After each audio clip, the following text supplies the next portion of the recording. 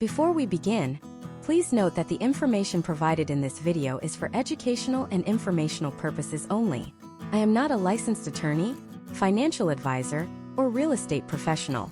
This presentation is not intended to be a substitute for professional legal or financial advice.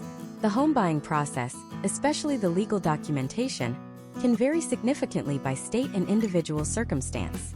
Always consult with a qualified attorney and a licensed mortgage professional in your jurisdiction before making any decisions or signing any documents. Your financial future is your responsibility, so be sure to do your own thorough research. Picture this. You're at the closing table. A stack of paper that looks like the manuscript for a novel is sitting in front of you. Your hand is already starting to cramp just thinking about it. The title agent or lawyer is shuffling papers, the real estate agents are smiling, and someone slides a pen across the table. They start flipping pages, pointing. Sign here, initial here, and sign here. They're using words you've never heard before. Escrow, amortization, covenant, encumbrance. You're nodding, you're smiling, you're trying to look like you've got it all under control. But inside your head, there's a voice screaming, "What am I actually signing?" If that scenario gives you a cold sweat, you are not alone. In fact, you're in the vast majority of first-time homebuyers in America. We spend months, sometimes years, saving for a down payment. We obsess over interest rates, fighting for a quarter of a percentage point. We analyze school districts and debate granite countertops versus quartz.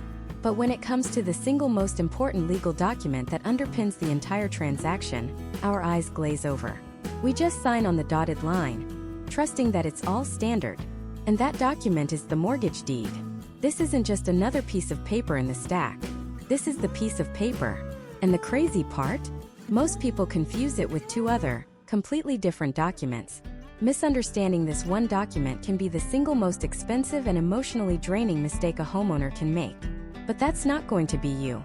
Because by the end of this video, you are going to understand what a mortgage deed is, what it does, and why it holds all the power better than 99% of the homeowners on your block. This knowledge isn't just academic, it's armor. It's the confidence you need to walk into that closing room not as a passive participant, but as an informed, empowered owner. So let's clear up the biggest point of confusion right now, the source of all the chaos. It's the fact that in the home buying process, there are three key documents that sound confusingly similar: the deed, the mortgage note, and the mortgage deed. Let's break them down. First, let's talk about the deed. You can think of this as the property deed or the title. This is the golden ticket. This is the document that officially transfers ownership of the property from the seller to you. It's like the pink slip for your car. It has the legal description of the property, it names the seller, the grantor, and you, the grantee. And when it's signed, witnessed, and officially recorded with the county, it is the ultimate proof that you are the legal owner of that real estate. That's it. The deed says, "This house belongs to you." It's about ownership. Now let's talk about the second document, the mortgage. Or more accurately, the promissory note. This is your IOU. This is the document where you promise the bank or the lender that you will pay back the money they lent you to buy the house. The promissory note is all about the money. It details the exact amount you borrowed, the interest rate you'll pay, the dates your payments are due, where to send the payments, and what happens if you're late. It's a straightforward loan agreement. It's your promise to pay. It's all about the debt. So we have one document, the deed, that says you own the house. And we have another document, the promissory note, that says you owe money to the bank. But what connects them? What stops you from just taking your shiny new deed, which says you're the owner, and saying, "Thanks for the cash, bank. See you later," and never making a single payment? That, my friends, is where the third and most critical document comes in. The mortgage deed. The mortgage deed, or in many states what's called a deed of trust, is the bridge. It's the enforcer. It is the legal instrument that connects your ownership to your debt. It's the document that says, yes, you own this house, but you only get to keep owning this house as long as you keep your promise to pay back the bank. It physically and legally ties the promissory note, your IOU, to the deed, your ownership. The mortgage deed is what gives the lender a security interest in your property, and that security interest has a much more common name: a lien. Let's use an analogy. Think of your house as a car you just bought. The property deed is the title in your hand, proving you own the car. The promissory note is the loan document from the bank that gave you the money for it. The mortgage deed is like a high-tech, invisible parking boot that the bank clamps onto your car. You can drive the car, you can wash it, you can park it in the garage, you can live your life with it. But because of that boot, you cannot legally sell that car to someone else without paying off the bank first. The boot is the bank's security. It ensures they get their money back. That lien, that invisible parking boot placed on your property by the mortgage deed, is what gives the bank the power. It's recorded in the public record, right alongside your property deed, telling the entire world that while you are the owner, there is a primary debt holder who has a claim on this property. And here's the most important part, the part that makes this document so powerful. The mortgage deed contains the clause that gives the lender the right to take the property back from you if you fail to uphold your end of the bargain. This is the foreclosure clause. It's the or else in the contract. It states that if you default on the loan, meaning you stop making your payments as promised in the promissory note, the lender can initiate a legal process to sell your home to get their money back. Without the mortgage deed, your loan would just be an unsecured loan. The bank would have your signature on a piece of paper, but no real power to reclaim anything of value if you stopped paying. They'd have to sue you like any other creditor. But the mortgage deed changes the game completely. It makes the loan secured by the most valuable asset you own, your home. It elevates the bank from just another creditor to the primary stakeholder in your property until that very last penny is paid off. So let's recap the core concept before we dive deeper. The property deed says you own it. The promissory note says you owe WE on it. And the mortgage deed is the powerful legal chain that links the two together, giving your lender the right to take the home if you don't pay what you owe. Now that you understand this fundamental structure, the holy trinity of home buying documents, we can start to dissect the mortgage deed itself. Because hidden within the dense legal language of this document are specific clauses that every single homebuyer needs to understand. Clauses with names like the acceleration clause, the due on sale clause, and the power of sale clause. These are not just suggestions. They are the rules of the game you are about to play for the next 30 years. And in the next part, we are going to pull them out one by one and translate them from legalese into plain, simple English so you know exactly what you are agreeing to. So let's start with the biggest misconception right out of the gate. When you say you're getting a mortgage, you're not actually getting one single document. You're getting two critical, legally binding documents that work together like a lock and a key.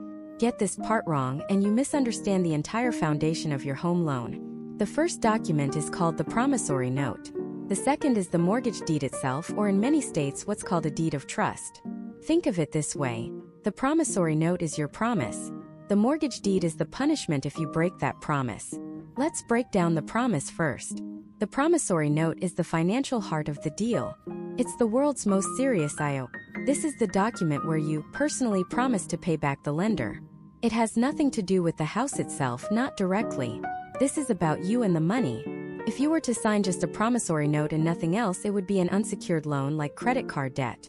The bank would be trusting you and only you to pay them back. So what's inside this super IO? For critical numbers. First, the principal loan amount. This is the big one, the total sum of money you're borrowing. Let's say it's $300,000. Second, the interest rate. This is the price you pay for borrowing that money. It will clearly state if it's a fixed rate, meaning it never changes for the life of the loan, or an adjustable rate, which can change over time according to specific terms. Third, it will detail your monthly payment of principal and interest. This is the number you'll be staring at every month for decades. And fourth, it will state the maturity date, the day far off in the future when the final payment is due and the debt is officially paid off. The promissory note also lays out the penalties. It specifies the exact amount of the late fee if your payment is even one day past the grace period. It might also contain something called a prepayment penalty clause. This is less common now, but you have to check for it. It's a fee the lender charges you if you pay off the loan too early. Sounds crazy, right? But lenders make their money on interest over time, so if you pay it all back in a few years, they lose out on decades of expected profit. Finally, and this is crucial, the note contains an acceleration clause. This is the scary part. It says that if you miss payments, a condition known as default, the lender can demand you pay the entire outstanding loan balance immediately. Not just the payments you missed. All of it. Right now. And here's the kicker with the promissory note. It's a personal guarantee. By signing it, you are putting your entire financial life on the line. This means if you default and the lender eventually takes the house and sells it, but the sale doesn't cover the full amount you owe, they can come after you personally for the difference. This is called a deficiency judgment. They could potentially go after your other assets, your savings, your wages. The promissory note ties the debt to you, the person. So, if the note is the personal promise, why do we need the mortgage deed? Because lenders aren't in the business of just trusting people. They need security. They need collateral. That's where the second document comes in. The mortgage deed, or deed of trust, is the document that connects your personal promise to pay with a very specific, very real asset: your house. This is the or else part of the agreement. The promissory note says, I promise to repay this $300,000. The mortgage deed says, and if I don't, you, the lender, have the legal right to seize this specific property at 123 Main Street and sell it to get your money back. That's it. That's the core function. It turns an unsecured personal loan into a secured debt, with your home as the security. This is what gives the bank the confidence to lend you such a massive amount of money. Now let's look at the players involved, because the names are confusing and they matter. In a mortgage, there are two parties. There's the mortgager, that's you, the borrower. A simple way to remember it is that the words borrower and mortgager both have two O's. Then there's the mortgagee, that's the lender, the bank. Lender and mortgagee both have two E's. So, the mortgager gives the mortgage to the mortgagee. But in many states like California, Texas, and Virginia, they use a slightly different document called a deed of trust. It achieves the exact same goal but with a third person involved. In this setup, you are the trustor. The lender is the beneficiary because they benefit from the arrangement. And there's a neutral third party called the trustee. The trustee is usually a title company or an attorney. In this system, you technically sign the title of the property over to the trustee, who holds it in trust for the lender until the loan is paid off. Why the difference? It all comes down to foreclosure. In a two-party mortgage state, if you default, the lender, the mortgagee, has to take you to court to foreclose. It's a judicial process that can be long and expensive. But in a deed of trust state, if you default, the lender, the beneficiary, simply notifies the trustee. And that neutral trustee is given the power of sale, meaning they can auction off your house without ever having to go to court. It's a much faster, cheaper process for the lender, which is why it's so common. You need to know which system your state uses, because it dramatically affects what happens if you get into financial trouble. So, how does this document actually give the bank rights to your property? It's done through a specific, powerful piece of legal language called the granting clause. It's usually near the top of the first page, and it sounds like something from the 18th century. It will say something like, for and in consideration of the sum of money loaned, the borrower does hereby grant, bargain, sell, and convey unto the lender, and lender's successors and assigns, the following described property. Let's translate. In consideration of the loan means, because you're giving me this money. The borrower does hereby grant, bargain, sell, and convey, is a bunch of redundant legal words that all mean one thing. I am giving you a legal interest in my property. It doesn't mean you're giving them ownership. You are still the owner. You get the tax bills, you're responsible for the leaky roof. What you're giving them is a lien, a security interest. It's a claim that clouds your title. You can't sell the property to someone else without paying off the bank first, because their lien gives them the right to be paid before anyone else. This clause is the legal mechanism that officially pledges your home as collateral. This grant of power, this security interest you're giving the lender, isn't absolute. It's built on a foundation of rules and promises that you, the borrower, must keep. These aren't just about making your monthly payment. You're agreeing to a whole list of other obligations to protect the lender's investment. These are called covenants. They are the fine print of homeownership, the promises you must keep to prevent the lender from invoking that terrifying acceleration clause we talked about. These covenants dictate everything from paying your taxes on time to not letting your house fall into disrepair. They are the conditions of your ownership, and understanding them is just as important as understanding your interest rate. So let's break down these promises, these covenants, because they are the very foundation of your agreement with the lender. Think of it this way: the interest rate and the loan amount are the what you pay.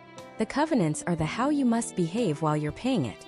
And the first one is the most obvious but also the most critical: the covenant to pay indebtedness. This is the big one. It's your solemn promise to make your payments on time every single month for the life of the loan. It sounds simple, right? Of course you're going to pay your mortgage. But buried within this promise is one of the most powerful and frankly terrifying clauses in the entire mortgage deed: the acceleration clause. Let's imagine you hit a rough patch. Maybe you lose your job, or you have an unexpected medical emergency. You miss one mortgage payment. then another. The bank will send notices, of course, but what the acceleration clause gives them the right to do is say, okay, this isn't working out. We are no longer willing to wait 30 years for our money. You've broken your promise. We demand the entire remaining loan balance right now. That's not an exaggeration. If you owe $250,000 on your home, the acceleration clause means the bank can demand the full $250,000 immediately, not just the payments you missed, the whole thing. And since almost no one has that kind of cash just lying around, this clause is the legal trigger that starts the foreclosure process. It's the bank's ultimate tool to protect its investment. It's the sharpest tooth in the entire document, and it's why making your payment on time every time is the absolute #1 rule of homeownership. The second major promise you're making is the covenant to maintain the property. The bank isn't just lending you money. They're investing in a physical asset, your house. They have a security interest in that house, and they need that asset to hold its value. Why? Because if you stop paying, their only way to get their money back is to take the house and sell it. So this covenant is essentially your promise not to let the place fall apart. You can't just decide to stop fixing the leaky roof until the ceiling caves in. You can't let termites chew through the foundation. You can't decide to conduct a creative demolition in the living room without the bank's permission. This is often called the covenant against waste. You are legally obligated to perform reasonable upkeep and maintenance. Now, this doesn't mean you have to get the bank's approval to repaint your bedroom or plant a new flower bed. We're talking about things that fundamentally affect the value and structural integrity of the home. If your house starts to look like the setting for a horror movie, the value plummets. If the value plummets below what you owe, the bank is in a very risky position. They could even step in and force repairs to be made, adding the cost to your loan balance. It's rare, but it's in the fine print. You've promised to be a good steward of their collateral. You're not just protecting your home. You're legally bound to protect their investment. This leads directly to the third, and equally vital promise: the covenant to pay property taxes and homeowners insurance. This one trips up a lot of new buyers because they don't understand the power dynamic at play. You might think your mortgage is the most important bill tied to your house. It's not. In the eyes of the law, there is one entity that has more power than your bank: the government. Specifically, the county or municipality that collects your property taxes. If you fail to pay your property taxes, the government can place a tax lien on your home. Here's the critical part. A tax lien is a superior lien. It jumps to the front of the line, ahead of every other debt, including your primary mortgage. This means if the county forecloses on your home for unpaid taxes, they get paid first. And in many states, that foreclosure can completely wipe out the bank's mortgage lien. The bank could be left with nothing. You can imagine how terrifying this is for a lender. They could lose their entire multi-$100,000 investment because you failed to pay a few $1,000s in property taxes. So they don't leave it to chance. The mortgage deed gives them the right, and they will always exercise it, to step in if you fall behind on your taxes. They will pay the taxes for you to protect their position, and then they will bill you for it, often with hefty fees and penalties. They will not let a tax lien threaten their investment. The same logic applies to homeowners insurance, or what the mortgage documents call hazard insurance. You must promise to keep the property insured against things like fire, storms, and other disasters. Why? Again, think of it from the bank's perspective. They lent you $300,000 secured by a house. The next day, the house burns to the ground. If there's no insurance, what's left? A pile of ash and a worthless piece of land. You still owe the $300,000, but their collateral, the thing that guaranteed the loan, is gone. It's a total loss for them. That's why you don't have a choice in the matter. You are required to have homeowners insurance, and you're required to list the lender as a loss payee. This means if the house burns down, the insurance check goes to the bank first to pay off the loan. It's their ultimate protection against a catastrophic loss of their collateral. This is also why most lenders require you to pay your taxes and insurance into an escrow account. They collect 1/12 of the estimated annual cost with each mortgage payment, hold it for you, and then pay the bills directly themselves when they're due. It's not a convenience for you. It's a control mechanism for them, ensuring these critical promises are never, ever broken. Finally, there's a fourth covenant that impacts your future flexibility: the alienation clause, more commonly known as the due-on-sale clause. Alienation is just a fancy legal word for transferring or selling property. This clause states that if you sell or transfer ownership of the property to someone else, The entire remaining mortgage balance is immediately due and payable. You can't just sell your house to a friend and let them take over your payments. That's not how it works. When you sell the home, the mortgage has to be paid off in full as part of that transaction. Why does this clause exist? Because the bank made a loan to you. They evaluated your credit score, your income, your debt, and your job history. They decided that you were an acceptable risk. They have no idea who your friend is. Your friend could have terrible credit and a history of not paying their bills. Letting someone else take over your loan without the bank's approval would be like a car insurance company letting you hand your policy over to a 16-year-old with 3 speeding tickets. The risk profile is completely different. The due on sale clause ensures the bank gets to reevaluate the risk with every new owner. The new buyer has to apply for their own loan, with their own interest rate, based on their own financial situation and the current market conditions. This clause prevents loans, especially those with very low interest rates from decades past, from being passed around like a hot potato. It protects the lender and is a standard, non-negotiable part of virtually every modern mortgage deed in America. So, to recap, you've promised to pay the money back, you've promised to keep the house in good shape, you've promised to keep the taxes and insurance paid, and you've promised not to hand over the property to someone else without paying off the loan. These aren't just suggestions on a piece of paper. These are legally binding covenants. And when you break one of these fundamental promises, you enter a state known in the legal world as default. And default is the first step on the dark and often misunderstood path to foreclosure. The word default sounds like a final judgment, like a massive unfixable failure. It conjures images of eviction notices and belongings on the front lawn. But the reality, at least at first, is far less dramatic. It's a process, a slow, methodical, and legally defined process. And understanding that process is your single greatest defense. Let's imagine you just bought your first home. Life is good. But then life happens. Maybe a big, unexpected medical bill comes up. Maybe your company has a round of layoffs, and your job is eliminated. For the first time ever, you look at your bank account, you look at the calendar, and you realize you can't make your mortgage payment on the first of the month. Your heart sinks. You feel a wave of panic. Is the bank going to kick you out? Are you going to lose your home? The answer right now is no. On day 2, nothing happens. On day 5, still nothing. On day 10, probably just silence. Most mortgage agreements have what's called a grace period, typically around 15 days. This is a built-in buffer. The lender understands that life is messy. Pay within that grace period and it's like it never happened. No late fee, no negative report to the credit bureaus, no black mark on your record. It's a free pass. But let's say the 15th day comes and goes. The money still isn't there. Now things start to change. On day 16, a late fee is automatically tacked onto your account.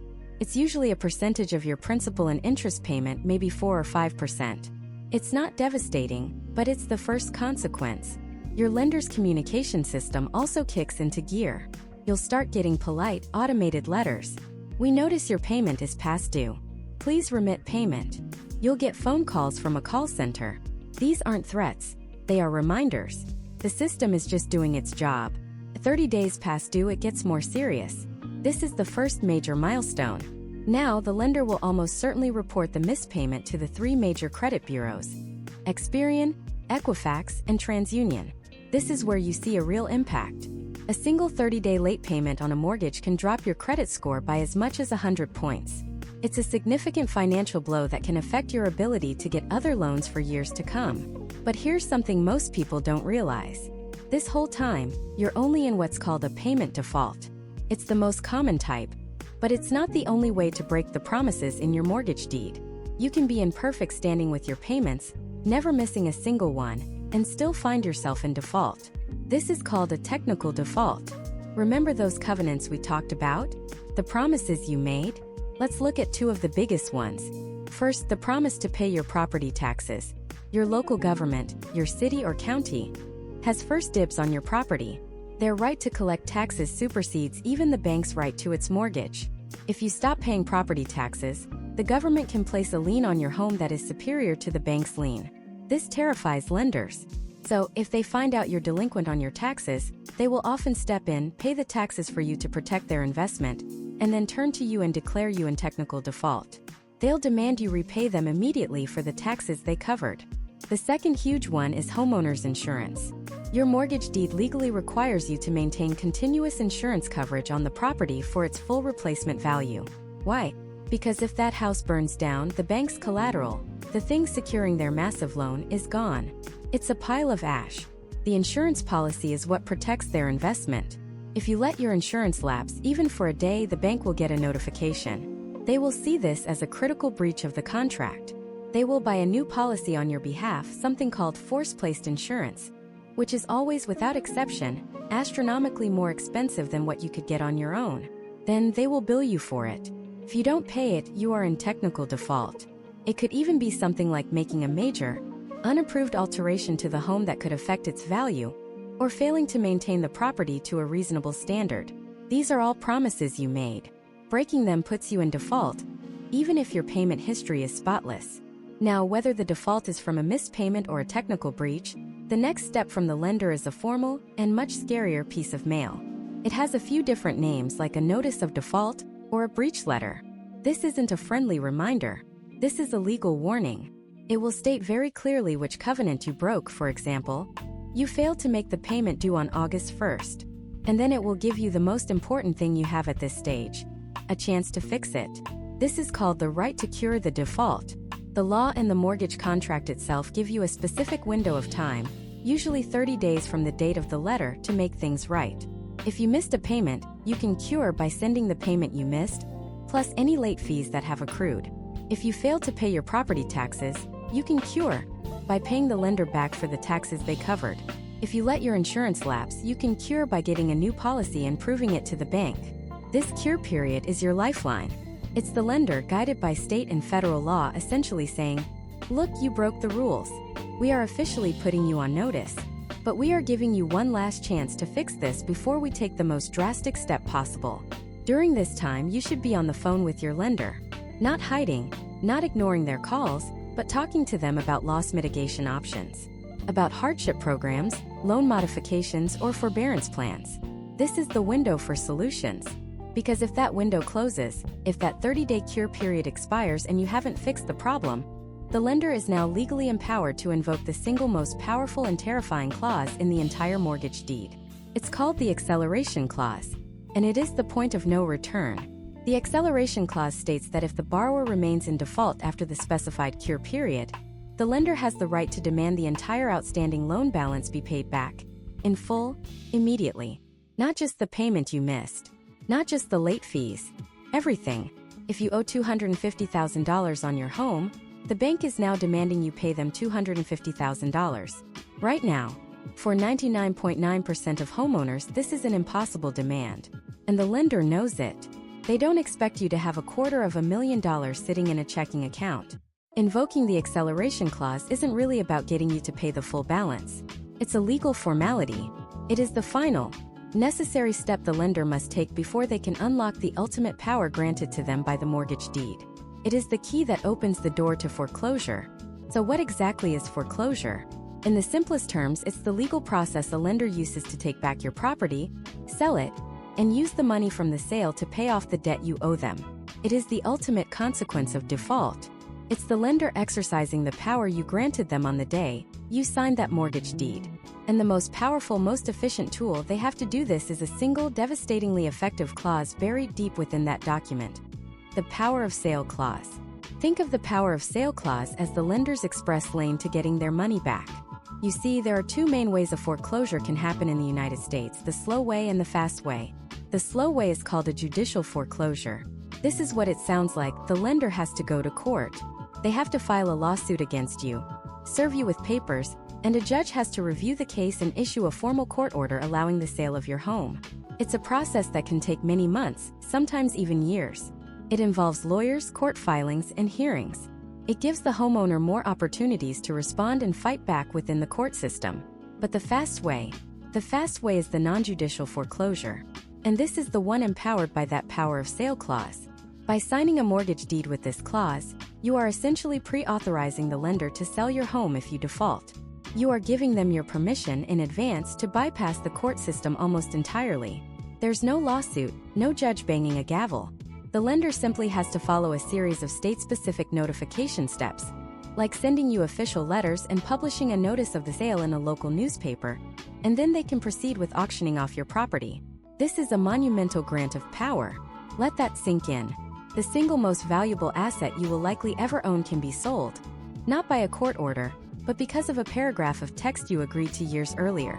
This is why understanding your mortgage deed is not just a financial task. It's an act of self-preservation. In states where power of sale is common, the foreclosure timeline can be shockingly fast, sometimes just a few months from the first missed payment to the auction on the courthouse steps.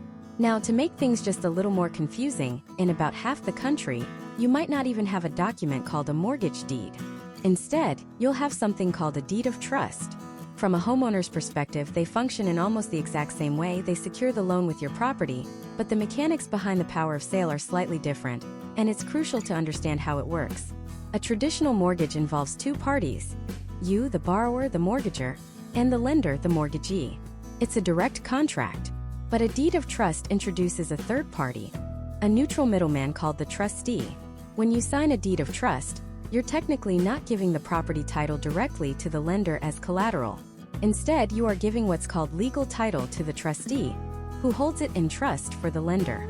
The lender is known as the beneficiary in this arrangement. Think of the trustee as a referee. Their job is to hold on to the deed until one of two things happens. Scenario 1, the best case scenario, you pay off your entire loan. Once you make that final payment, the lender informs the trustee, and the trustee releases the title back to you free and clear. The document they use to do this is called a deed of reconveyance. You are now the undisputed owner. But then there's scenario 2. You default on the loan.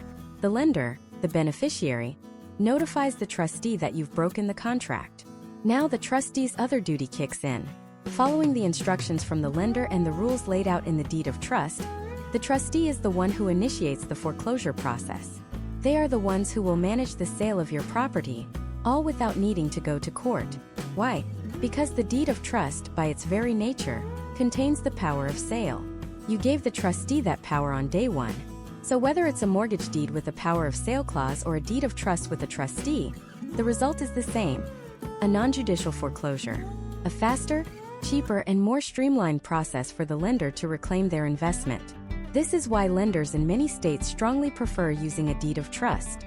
It makes the foreclosure process an administrative one, not a judicial one. You might be asking, how do I know which one I have, and which process my state uses? First, look at the top of your main security document. It will be titled either mortgage or deed of trust. That's your first clue. Second, a quick online search for, is your state a mortgage or deed of trust state? Will usually give you the answer. States like California, Texas, and Virginia predominantly use deeds of trust. States like Florida, New York, and Illinois tend to use mortgages and often require judicial foreclosures. The differences are stark. A foreclosure in New York can drag on for over 3 years. In Texas, under a deed of trust, it can be over in less than 3 months. The document you sign dictates the reality you will face if things go wrong. This power, the power to sell your home, is the core of the entire agreement. But the lender's rights don't just stop at selling the property. The deed also meticulously outlines what happens with the money from that sale. It's not just a free-for-all. There is a strict order of operations for how the proceeds are distributed, often called a waterfall. First, the costs of the sale itself are paid. This includes the trustee's fees, legal fees, and the costs of advertising the auction. The system pays itself first. Second, the entire outstanding loan balance is paid to the primary lender. This includes the principal, all the accrued interest, any late fees, and even any money the lender had to spend to maintain the property, like paying your property taxes or homeowner's insurance for you. They will add every single penny you owe them to the bill. After the lender is made whole, if there's any money left over, which is rare but possible, it would go to any other junior lien holders. For example, if you had a second mortgage or a home equity line of credit, they would get paid next. And finally, if by some miracle there is still money left after all of that, it comes back to you, the former homeowner. This is called surplus or excess proceeds. But this brings us to a far more common and far more terrifying scenario. What happens when the opposite is true? What happens when the house is sold at auction, but the sale price isn't enough to cover the full amount you owe the bank? The market has dropped since you bought the house. The foreclosure sale brings in $250,000, but you still owed $300,000 on your mortgage. The bank sold your house. You are homeless, and you still owe them $50,000. This is not the end of the nightmare. For many, it's just the beginning of a new one. The bank's next move is dictated by yet another powerful, and often overlooked, clause in that mortgage deed. And this is where the financial devastation of foreclosure truly takes root. This clause is called the acceleration clause. And it's not a gentle nudge, it's a financial guillotine. Think about the word accelerate, to speed up. In the context of your mortgage, it means the bank has the right to speed up your entire 30-year payment schedule into a single terrifying moment. Upon default, the lender can declare the entire outstanding loan balance, every single penny of the principal, all the accrued interest, any late fees, any penalties due and payable, immediately. Not next month, not next year. Now, let's go back to our couple Alex and Sarah. They were drowning, struggling to find $2,500 to cover one missed payment. They've been calling the bank, trying to explain, trying to work something out. Then a certified letter arrives. It's thick, formal, and cold. Inside is a notice of intent to accelerate. It's a final warning. Pay the arrears or else. They scrape together what they can, but it's not enough. A few weeks later, another letter arrives. This one is the real deal. The notice of acceleration. It states that because they have defaulted on the terms of their promissory note and mortgage deed, the bank is exercising its right under the acceleration clause. The letter doesn't ask for the $5,000 they now owe in back payments. It demands $378,452.17, and it's due within 30 days. Imagine the sheer gut-wrenching shock of that moment. The absolute impossibility of it. It's like being told to climb Mount Everest in your pajamas. The struggle to make a single payment is instantly vaporized and replaced by a demand so colossal, so utterly unattainable, that it feels like a cruel joke. But it's not a joke. It's the cold, hard mechanics of the contract they signed. Why does such a brutal clause even exist? From the bank's perspective, it's pure risk management. You, the borrower, have broken the promise you made in the promissory note. You've demonstrated that you are no longer a reliable credit risk. The bank's primary objective is not to own your house. It's to protect its investment. They lent you hundreds of thousands of dollars, and their agreement was based on you paying it back with interest on a very specific schedule. By breaking that schedule, you've broken the deal. The acceleration clause is the bank's way of saying, the deal is off. We're not waiting 30 more years to see if you can catch up. We want our money back. All of it. Now. This single clause is the legal key that unlocks the door to foreclosure. It fundamentally changes the nature of the debt. You no longer have a mortgage, you have a massive, immediate liability. And once that demand is made and you inevitably cannot meet it, the bank moves to its final remedy, seizing and selling the collateral. Your home. This is where the path of foreclosure splits into two very different roads, and the road you're forced down is determined by the state you live in and, once again, the specific type of document you signed. This is the difference between a judicial foreclosure and a non-judicial foreclosure. Let's start with judicial foreclosure. This is the required process in states that primarily use traditional mortgage deeds as the security instrument. The word judicial tells you everything you need to know. It involves the courts. The bank cannot simply seize your house. It must file a formal lawsuit against you. You, the homeowner, will be served with a summons and a complaint. You become a defendant in a civil action. The Bank of America versus Alex and Sarah Smith. Your name, printed on a court document, accusing you of failing to meet your obligations. It's public record, for anyone to see. This process sounds like it gives you a fighting chance, and in some ways it does. You have the right to respond, to hire an attorney, to argue your case before a judge. You can claim the bank made errors, that they didn't follow proper procedure, or that you have a valid defense. But this process is also incredibly slow, agonizingly stressful, and expensive. The bank has a team of lawyers who do this every single day. You most likely do not. Every legal filing, every court appearance, every delay. It all adds to the emotional and financial toll. And here's the kicker. Remember that mortgage deed? It almost always includes a clause stating that if you default, you are responsible for paying the lender's legal fees. So not only are you potentially paying for your own lawyer to fight the foreclosure, but the cost of the bank's lawyers is also being added to that massive accelerated debt you already owe. You are literally paying to be sued. The judicial process can drag on for months, sometimes even years. And all that time, you're living in a home that feels less like a sanctuary and more like a ticking time bomb. with the constant threat of a court judgment hanging over your head. But for millions of Americans, the process is much, much faster and far more terrifying. This is the world of non-judicial foreclosure. This is the dominant method in states that use a deed of trust instead of a mortgage. Remember that third party, the trustee? This is where they step into the spotlight. The deed of trust you signed at closing contained another critical and often misunderstood provision: the power of sale clause. This clause is a pre-authorization. At the moment you signed that paper, you gave the trustee the power, the legal authority, to sell your home on behalf of the lender if you defaulted, without ever having to go to court. Let that sink in. There is no lawsuit, no judge, no courtroom drama. The process is governed by state statutes, and it's designed to be efficient. For the bank, when Alex and Sarah default in a power of sale state, the bank simply notifies the trustee. The trustee then begins the foreclosure process directly. They will send out required notices, like a notice of default, which gets recorded in the county records. This notice essentially starts a countdown clock. If the default isn't cured within a certain time frame, usually 90 to 120 days, the trustee will then issue a notice of sale. This notice will state a specific date, time, and place where your home will be sold at a public auction. It might be posted on your front door. It will be published in a local newspaper, tucked away in the legal notices section. Your personal financial crisis becomes a public announcement. Your address, your trustee's name, the date of your home's auction, all laid bare. The speed is breathtaking. In just a few months, you can go from being a homeowner to having an auction date set for your front porch. The avenues for fighting it are narrow. You can't argue your case before a judge because there isn't one. Your only real option to stop it is to file your own lawsuit against the lender.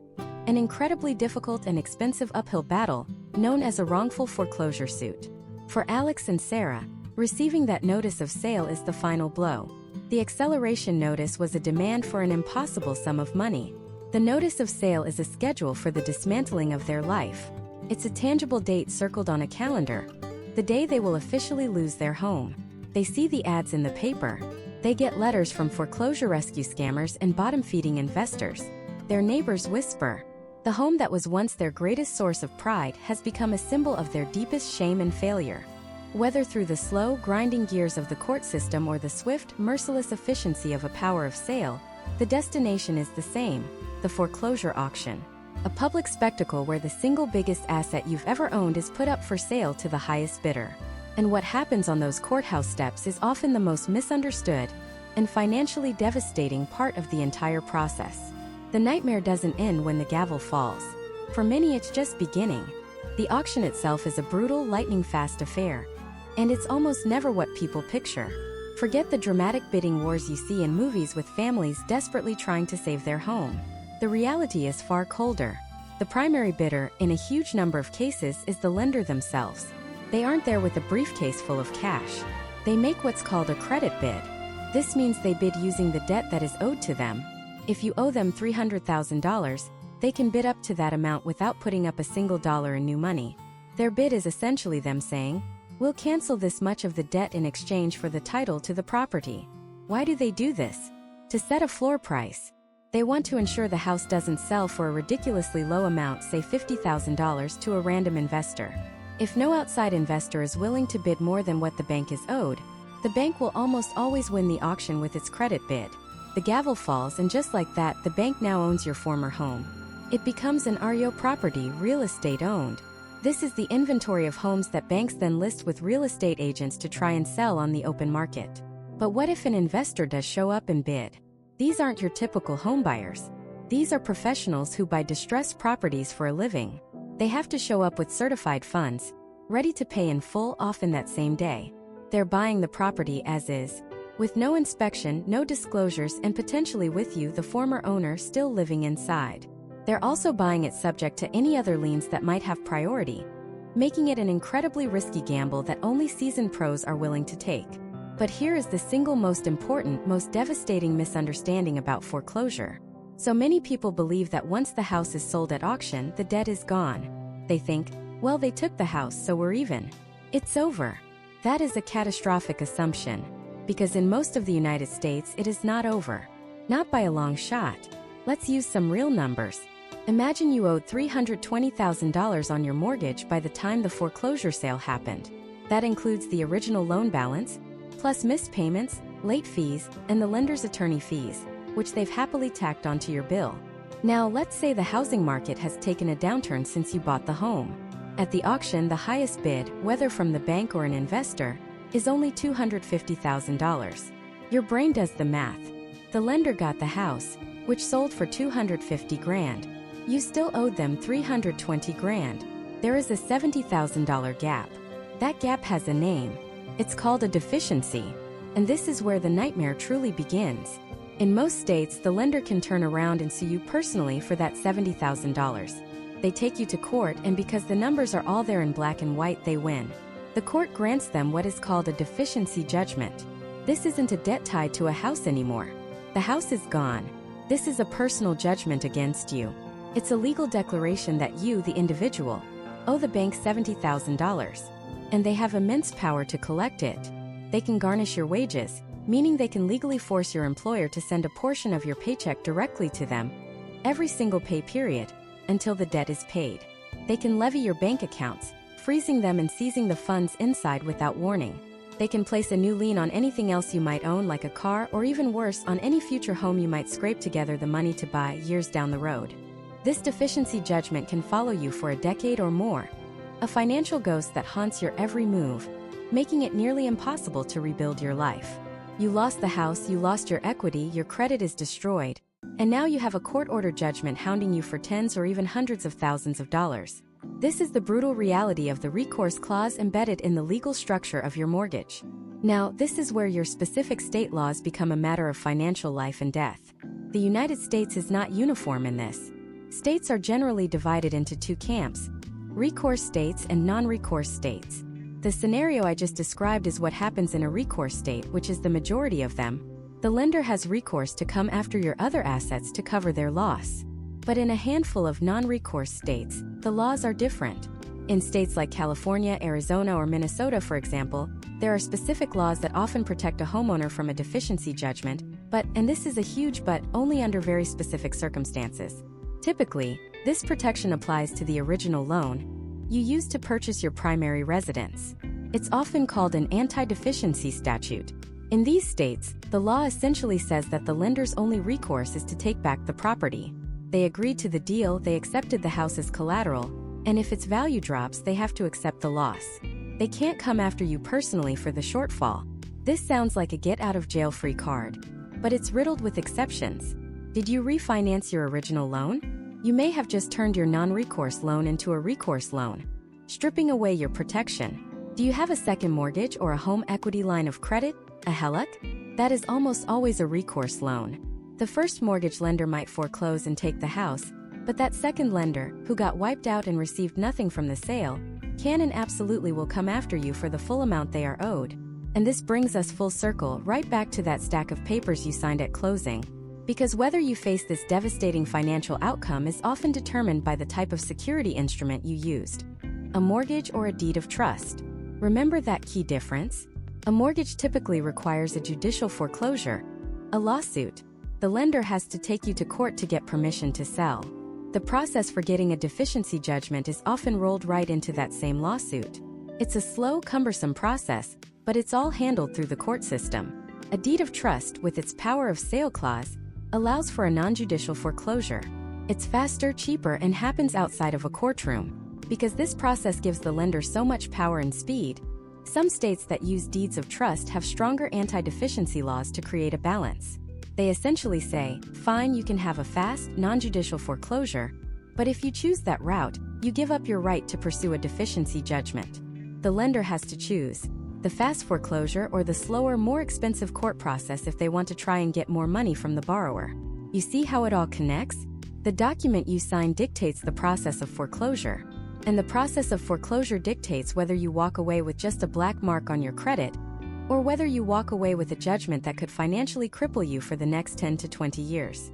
The power to understand your risk, the power to protect your future, isn't found on the courthouse steps. It's found within the dense, legalistic paragraphs of the document you sign on day one.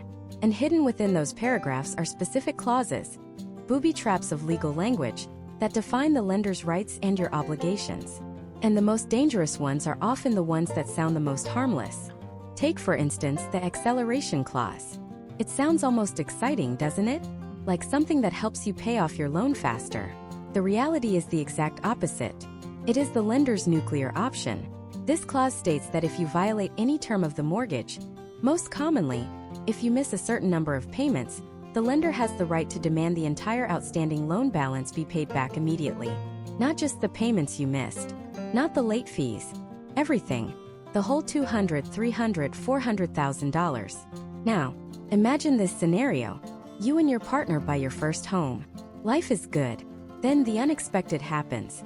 A medical emergency, a sudden job loss. You burn through your savings. You miss one mortgage payment. You scramble, you call the bank, you promise to catch up. Then you miss a second one. You're stressed, but you have a plan. You figure you'll just pay extra for the next few months and get back on track. But then a certified letter arrives. You open it, your heart pounding. It's from your lender's legal department. It's not a friendly reminder. It's a formal notice of acceleration. They are demanding the full $275,000 you still owe, payable within 30 days. If you can't produce $250,000 in cash in a month, and who can? They will begin foreclosure proceedings. That is the power of the acceleration clause. It's a tripwire. And once you cross it, the game changes completely. It's no longer about catching up. It's about coming up with the entire loan or losing the house. Next up is its equally dangerous cousin, the due on sale clause, also known as an alienation clause. On the surface, it seems perfectly reasonable. It says if you sell the property, the mortgage must be paid off in full. Simple, right? But its implications run much deeper and can completely derail your future plans. Let's say you got your mortgage when interest rates were at a historic low of 3%. A few years later, rates have shot up to 7%. Now you need to move for a new job. Your younger brother loves your house and is ready to buy. You think, perfect. I'll just let him take over my amazing 3% mortgage. It would save him a fortune. This is called a loan assumption. But the due on sale clause slams the door on that idea. The lender will not allow it. They want their loan back so they can lend that same money out to someone else at the new, much higher 7% rate. Your low-rate loan is an asset to you but a liability to them, and this clause is their escape hatch. Where this gets really tricky is in non-traditional transfers. What if you want to transfer the house into a living trust for estate planning? Or move it into an LLC for liability protection? Technically, that's a transfer of title. And without the lender's explicit written permission, that action could trigger the due on sale clause. The bank could legally call your entire loan due right then and there. People get caught in this trap all the time. They follow sound legal advice from an estate planner, but forget the most powerful entity in the equation: their mortgage lender. They make a simple paper transfer, and a month later, they're facing a demand for the full loan balance, all because of a clause they never even knew existed. Let's talk about insurance. Every mortgage deed has a hazard insurance clause. This requires you to maintain homeowner's insurance on the property for the life of the loan. Again, sounds obvious. You'd be crazy not to insure your biggest asset. But the devil, as always, is in the fine print. First, the clause dictates the type and amount of coverage, and it must name the lender as a loss payee. This means if your house burns down, the insurance check isn't made out to you. It's made out to you and the lender. You can't cash it without their signature. Why? So they can control the money. They will hold the insurance funds in an account and release them to you in stages as repairs are completed. They essentially become the project manager for your home's reconstruction, approving contractors and inspecting the work. They do this to ensure their collateral, your house, is rebuilt to its original value. But for you, it can feel like a nightmare of red tape and delays while you're trying to put your life back together. But that's not even the most dangerous part of this clause. If for any reason your insurance policy lapses, even for a single day, the lender has the right to purchase insurance for you and charge you for it. This is called force-placed insurance. And it is brutally expensive. We're talking 2, 3, sometimes 4 times what you would pay on the open market for better coverage. And because they have the right to do it, the cost of that ridiculously expensive policy is added to your loan balance or your monthly payment. It's a penalty wrapped in a service. You forgot to renew your policy on time, and now your mortgage payment just jumped by hundreds of dollars a month for a policy that offers you minimal protection and primarily just protects the bank. Then there are the clauses that govern how you live in your own home. The maintenance and waste clause, for example. This is a covenant, a promise you make in the mortgage deed, that you will keep the property in good repair and not commit waste, which is the legal term for letting the property fall into a state of disrepair that decreases its value. You might think, of course I'll take care of my own house. But what constitutes good repair? You might see a cracked walkway or some peeling paint as a weekend project you'll get to eventually. The lender might see it as a violation of the mortgage covenant. While it's rare for a lender to foreclose solely based on this, it's a powerful tool they can use if they're already looking for a reason to pressure you. If you're late on a payment, for instance, they can send an inspector. That inspector's report, noting a leaky gutter, a patchy lawn, or an old roof, suddenly becomes leverage. They can use this clause to demand that you make specific, often costly, repairs by a certain deadline. If you fail to do so, they can declare you in default of the mortgage. It essentially gives the lender the power to act like a landlord for a property you own. It's a subtle but significant erosion of your autonomy as a homeowner. A reminder that until that last payment is made, the property isn't truly 100% yours. These clauses are the architecture of your financial obligation. They aren't just suggestions. They are legally binding promises with severe consequences. They are the lender's rulebook for the 30-year game you've just agreed to play. Understanding them isn't just about being a smart homebuyer. It's about survival. Because the fine print isn't just there to protect the lender's investment. It's there to define the precise ways you can lose your own. And there's one more critical document at the closing table that ties all of this together. A document that a surprising number of people sign without ever truly understanding its purpose. That document is the promissory note. And while the mortgage deed feels like the star of the show, the big, important paper that has the word mortgage right in the title, the promissory note is its quieter, but arguably more powerful twin. If the mortgage deed is the rulebook for how you can lose your home, the promissory note is the reason the game exists in the first place. It is, in the simplest terms, your promise. It's the IOU. It's the legally binding contract where you, the borrower, look the lender in the eye and say, I will pay you back. Think of it this way. Imagine you're at a high-stakes table, and you want to borrow a massive stack of chips from the house. The promissory note is you signing a marker, a piece of paper that says, I, John Doe, owe the house $1 million plus interest, to be paid back in monthly installments over the next 30 years. It's a personal, direct promise, creates the debt. But the house looks at you and says, that's a nice promise. But what if you decide to just walk away from the table? What's our guarantee? That's when you slide the keys to your brand new car onto the table. That's the mortgage deed. The car keys are the security. They link your promise to a specific valuable asset. The mortgage deed doesn't create the debt. It secures the debt.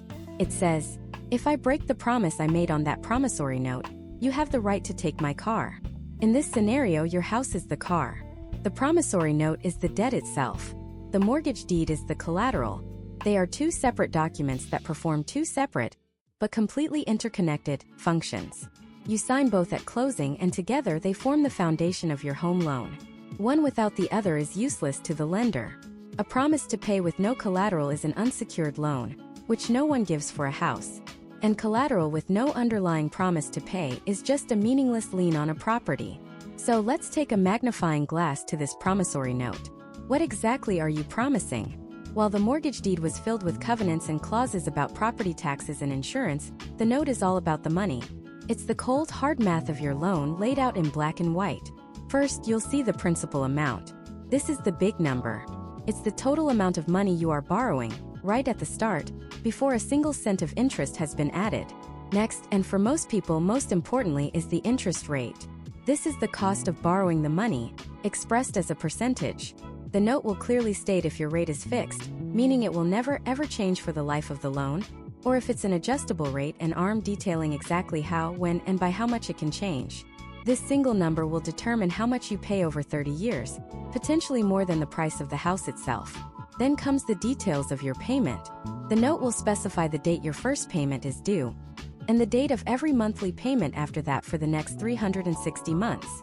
It will state the exact initial amount of your monthly principal and interest payment.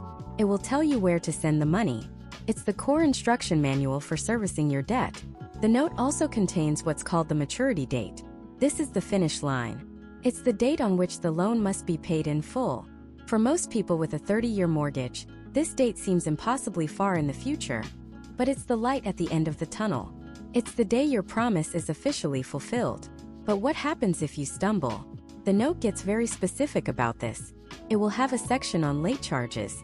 This clause spells out the penalty for being late with the payment. Typically, you have a grace period, often around 15 days. If your payment arrives after that grace period, a late fee is automatically tacked on. The note will tell you exactly how that fee is calculated, usually a percentage of your overdue payment. And then there's a truly critical clause you need to look for, the prepayment clause.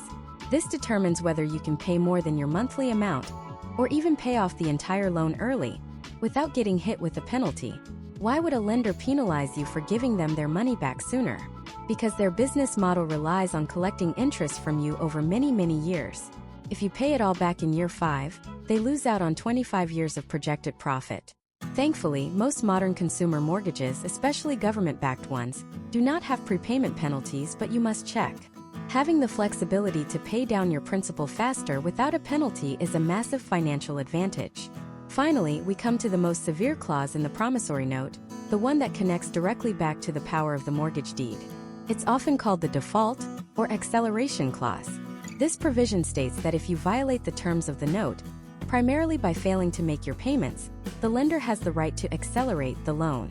This doesn't mean they charge you more interest. It means they demand the entire outstanding loan balance be paid back, immediately. All of it, right now. And since virtually no one can suddenly produce $200,000, $300,000, or $400,000 out of thin air, this acceleration clause is the trigger. It's the final step before the lender turns to that other document you signed, the mortgage deed. They invoke their rights under the deed to begin foreclosure proceedings to seize and sell your home to satisfy the now due in full debt from the promissory note. The note establishes the breach of promise. The deed provides the remedy. Now there's one last, mind-bending aspect of the promissory note that catches almost every first-time homebuyer by surprise. A promissory note is what's known in the financial world as a negotiable instrument. This is a fancy way of saying it can be bought and sold just like a share of Apple stock or a government bond. And they are. Constantly. You might get your loan from a local bank you've known your whole life. You go to their office, you sign the paperwork, you shake their hand. But a week, a month, or a year later, you get a letter in the mail from a company you've never heard of, a company called Midland Mortgage Servicing or NationStar, telling you that they now own your loan and you need to send your payments to them instead. This is completely normal, and it happens because your promissory note was sold on the secondary mortgage market. The original lender made their profit on the origination fees, and then they sold your promise, your income stream for the next 30 years, to a larger investor to free up their own capital to make more loans. The key thing to understand is that when your note is sold, the new owner cannot change the terms of your agreement. Your interest rate, your monthly payment, your maturity date, all of the conditions you agreed to in that original promissory note are locked in. They are legally bound to honor the exact same contract. The only thing that changes is the mailing address where you send the check. So while it can be unsettling, it's a standard and perfectly legal part of the modern mortgage industry. So as you sit at that closing table, you see these two towering stacks of paper. One is the mortgage deed, the document that anchors your loan to your land, filled with rules you must follow to keep your home. The other is the promissory note, the document that represents the core financial obligation, the raw, unadorned promise to pay back what you borrowed. You are making a promise, and you are simultaneously handing over the keys as your guarantee. You need both to get the loan, and understanding how they work together is the absolute key to understanding your rights and your responsibilities as a homeowner. So let's break down what that really means in the real world, beyond the closing table and the stacks of paper. Think of it this way. The promissory note is your voice, making a solemn vow to repay a debt. The mortgage deed is your handshake, but it's a handshake with serious consequences. One that puts the full weight of your new home behind that vow. It's what gives your promise teeth.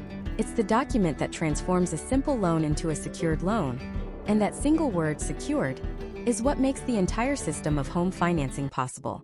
Without it, no bank would ever risk lending hundreds of thousands of dollars for 30 years. Now this is where it gets critical. What happens if that promise, the one in the promissory note, is broken?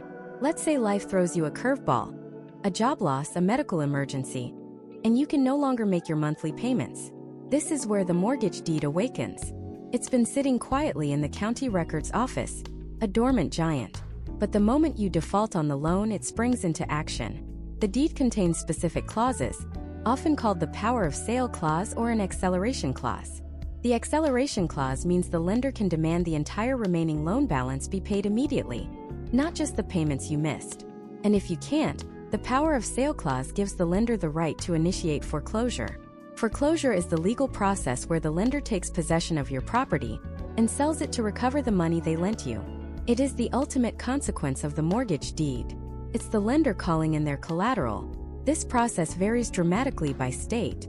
In some states, they have to take you to court in what's called a judicial foreclosure. In others, thanks to the power of sale clause you agreed to in the mortgage deed, they can proceed with a non-judicial foreclosure, which is often much faster and happens without direct court oversight.